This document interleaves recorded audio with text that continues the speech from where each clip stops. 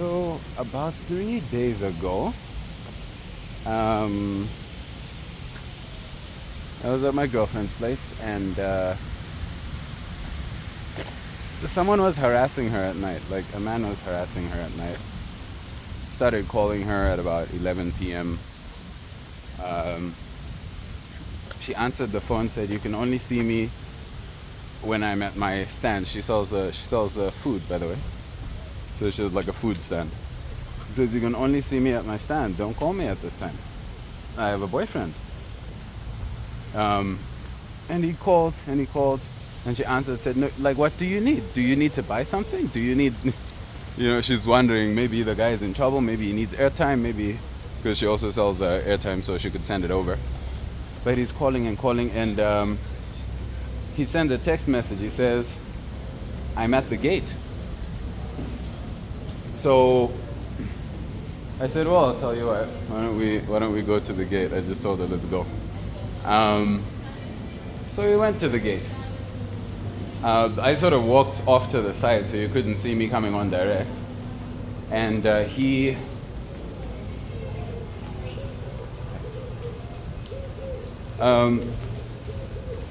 sorry.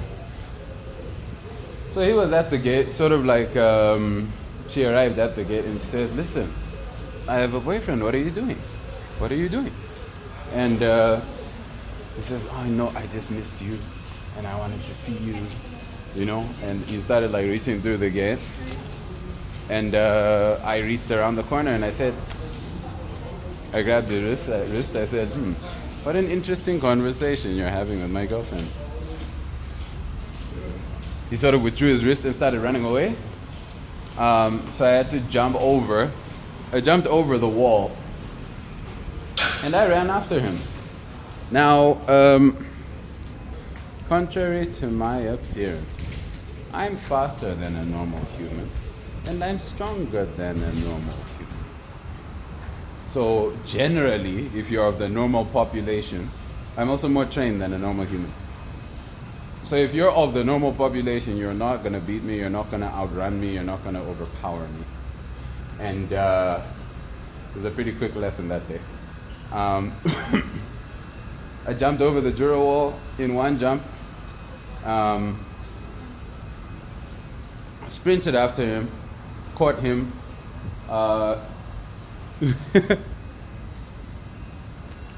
did something to him, and told him, "Go home," before I did too much to him. The reason I'm telling you this is you need to understand both this is both in interactions with me and how interactions should be carried out with you, right? People must not be able to disrespect around you and disrespect you. And there should be actually an action that you take, especially if you feel slighted. And then secondly, do not be such a peaceful creature that there is no consequence to disrespecting your people. Do not be such a kind of creature. That's not useful. There's a Bible verse that I'm reminded of. God says, "Guard your house with sword and shield." Not God says, Jesus says it.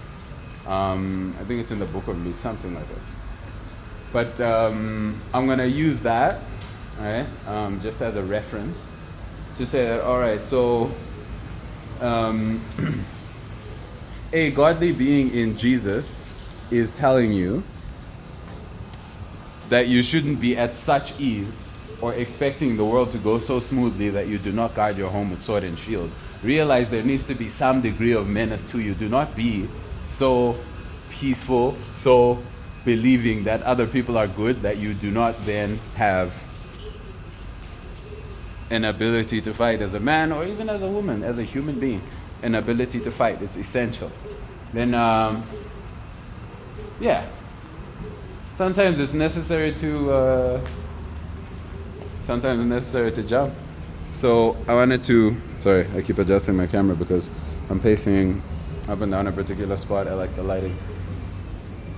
That's the day that my girlfriend learned that the talkative man can jump. And sometimes it's time to jump. Prepare yourself for this. Know that it's coming, and do not be surprised by the moment. Do not be not ready for the moment. Jump that other person.